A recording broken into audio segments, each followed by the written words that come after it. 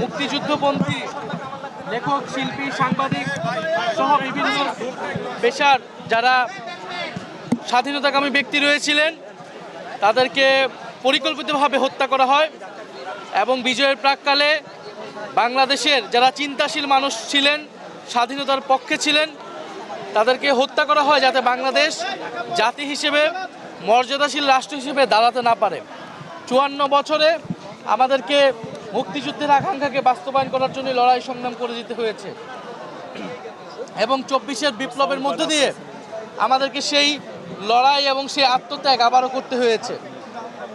বাংলাদেশের প্রতিটি লড়াই বুদ্ধিজীবীদের একটি শ্রেণী যেমন সবসময় পক্ষে ছিল, আবার অপর শ্রেণীর বিপক্ষে ছিল। আমরা দেখেছি এই আওয়ামী লীগের সময়ও আওয়ামীপন্থী কিছু বুদ্ধিজীবী, সুশীল কিছু বুদ্ধিজীবী তারা বিভিন্ন নামে তারা আওয়ামী লীগের মতাদর্শ উৎপাদন করে গিয়েছে এবং ফ্যাসিবাদের পক্ষে সম্মতি তৈরি করেছে এবং আমরা এই সময়ও সেটা দেখতে পাচ্ছি। ৫ই আগস্টের পরেও বুদ্ধিজীবীর নাম করে ৫ই আগস্টের বিরুদ্ধে, জুলাইয়ের বিপক্ষে এবং গণহত্যার পক্ষে সম্মতি তৈরি করে যাচ্ছে।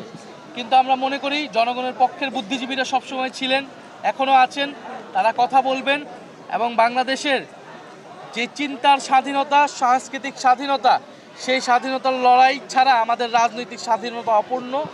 আমরা এই বুদ্ধিজীবী দিবসে আজকে শ্রদ্ধার সাথে স্মরণ করছি জাতির সেই সূর্য সন্তানদের। আমরা ধারণ করতে চাই তাদের আকাঙ্ক্ষাকে এবং আমরা চাই এই সময়ের রাজনীতিবিদ, বুদ্ধিজীবীরা সেই আকাঙ্ক্ষাকে ধারণ করে ৭১, ২৪ এবং ৪৭-এর আমাদের যে ঐতিহাসিক লড়াইগুলো ছিল সেই লড়াইগুলোকে ধারণ করে আমরা বাংলাদেশ রাষ্ট্রকে একটা আত্মমর্যাদাশীল জাতি হিসেবে আমরা গড়ে তুলতে পারবো। দুর্বলতা রয়েছে সরকারের, আইন শৃঙ্খলা জায়গায় মানুষের এসে আস্থাটা এখনো আসে নাই এবং আমরা এখন যে দেখতে পাচ্ছি যে নির্বাচনকে বানচাল করার জন্য এবং গণ অভ্যুত্থানকে নস্যাৎ করার জন্য গণ অভ্যুত্থানের যারা প্রতিচ্ছবি ছিল, যারা নায়ক ছিল, নেতা ছিল, যারা অংশগ্রহণকারী ছিল, তাদেরকে টার্গেট করে হত্যা করা হচ্ছে এবং এটি ওসমান হাদির উপর হামলার ঘটনায় পুরো জাতি দেখেছে। ওসমান হাদিকে যারা হত্যা চেষ্টায় লিপ্ত ছিল তাদেরকে কিন্তু এখনও গ্রেফতার করা সম্ভব হয় নাই।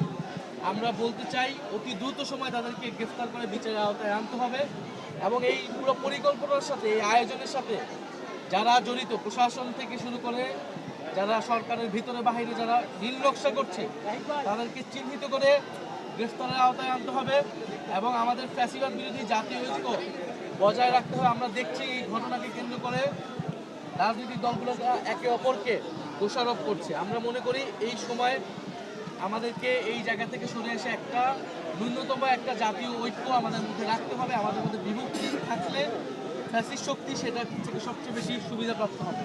ফলে আমরা চাই যে নির্বাচনের সুষ্ঠু পরিবেশ বজায় রেখে আমরা এই যে গণতন্ত্রের যাত্রা, সেই যাত্রাকে অব্যাহত রাখতে চাই।